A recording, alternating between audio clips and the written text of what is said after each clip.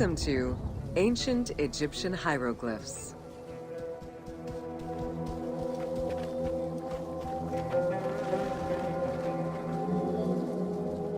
Hieroglyphics were used as sacred writing, appearing on monuments, statues, and sacred papyrus texts.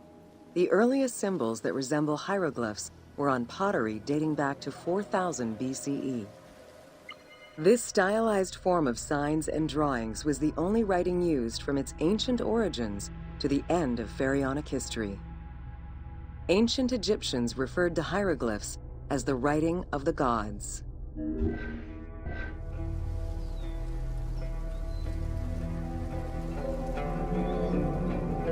Considered a difficult language, it was intended for pharaohs, nobility, and priests, and meant to be used in ceremonies, within tombs, and for government records. Since few Egyptians were able to read the ancient hieroglyphs, the mythological aura around the language was persistent, even in their own culture.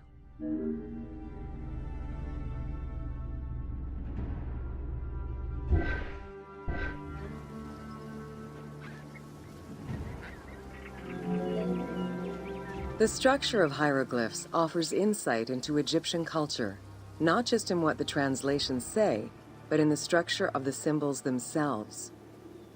They were found on tomb walls, on sarcophagi, on statues, and on pottery, and were meticulously recorded in countless ancient papyri.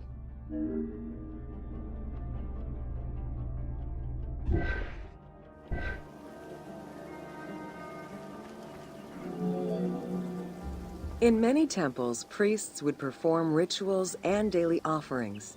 These were accompanied by hieroglyphs used as spells. In tomb paintings, the hieroglyphs are represented with formulas to recite.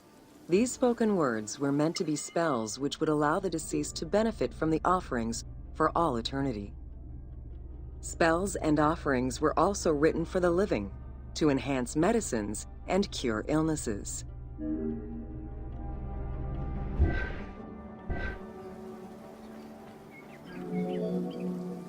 The most famous of ancient Egyptian documents is the Book of the Dead. Written in hieroglyphs and hieratic texts, it depicts important spells and rituals. These spells were intended to ensure a smooth transition from life to death and allow the deceased to safely navigate the perils of the afterlife.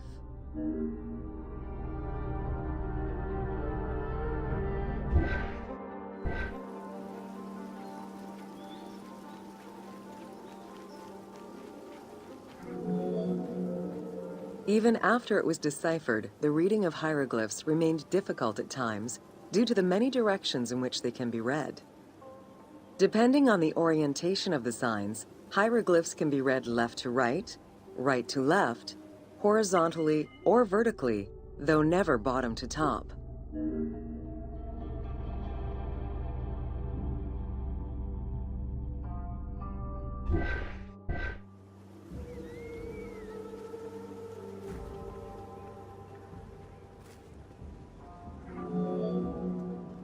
A clue on which way to read is to first notice which direction the figurative signs are facing.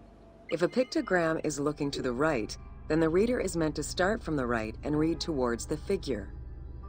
Column text on a papyrus begins from the right, then goes top to bottom for each column.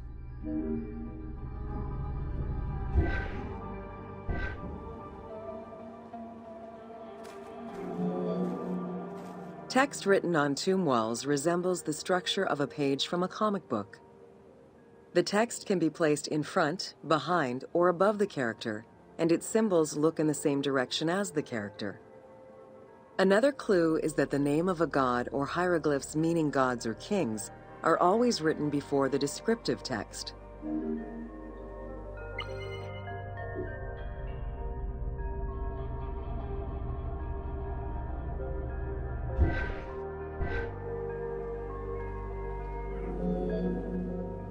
Compared to alphabetical languages, Egyptian hieroglyphs have more symbols.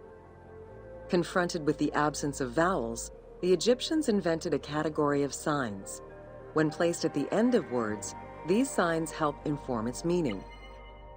For instance, a drawing of a lion will refer to a lion and also relate to the abstract concept of a lion as something dangerous or powerful.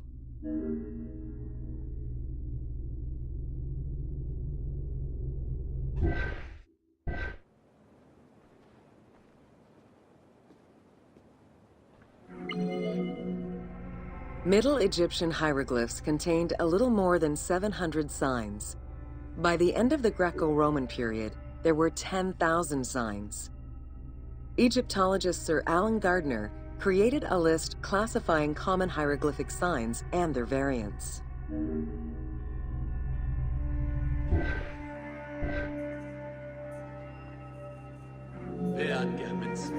Ancient Egyptian languages have many similarities with Asian and African languages. They have evolved in similar ways to the various forms of written Egyptian. These languages belong to the Hamito-Semitic group.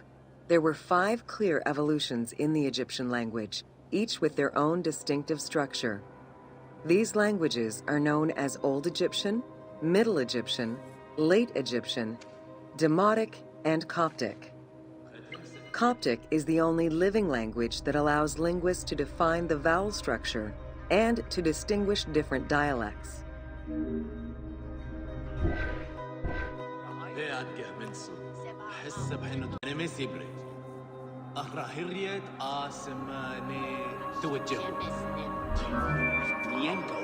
While hieroglyphs and hieratic script give us an idea as to how the ancient Egyptian language was structured and written, the way it was spoken is still up for debate. The team opted for English as the spoken language, with the characters using ancient Egyptian and Greek words and accents. The language that is spoken in the background by the crowds is largely based on Sir Alan Gardner's Egyptian grammar. To help resurrect a dead language, we consulted Egyptologists and dialogue coaches to establish our target sound and cast actors with Arabic, Hebraic, and African backgrounds to bring the game to life.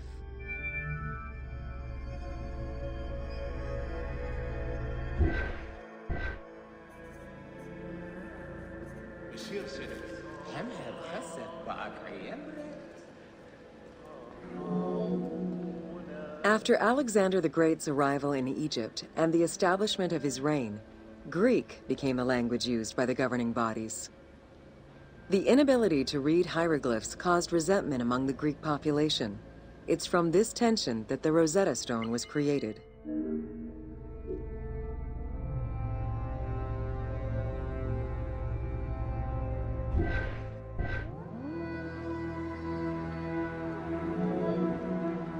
The spread of Christianity ended pharaonic culture and resulted in the destruction of its pagan monuments.